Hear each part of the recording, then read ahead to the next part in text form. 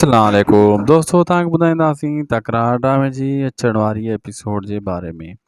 दोस्तों, मालूमात ॾींदासीं तव्हांखे सॼी ऐं तव्हांखां इहो ॿुधाईंदासीं अचण वारी क़िस्त में तव्हां ॾिसंदो त मीर जेको बयानु मटे पियो ऐं उन में मूसा छुटी ईंदो ऐं मूसा जीअं छुटी ईंदो दोस्तों, नवाब खान जी अञा वेझो थी वेंदो ऐं नवाब खान खे इहो मालूम बि न करणु ॾींदो त हुनखे कोई शक आहे नवाब खान ते। मूसा ऐं दरिया खान त उन जा माण्हू थी वेंदा ऐं नवाब खान जे हर कम में शरीक थींदा ऐं नवाब खान खे मतिलबु क़रीब थी करे उन खे धकु ॾींदा ऐं मीर खे बि इहा चाल सम्झ में अची वेंदी ऐं मीर बि इहा ई चाल खेॾी रहियो आहे नवाब खान सां। ऐं नवाब खान खे ख़बर आहे त मीर मूंसां चाल खेॾी रहियो आहे, लेकिन मीर इहा कोशिशि कंदो त नवाब खान खे टके जो बि शक न अचे, लेकिन नवाब खान खे मीर ते को अञा भरोसो अहिड़ो ख़ासि न आहे।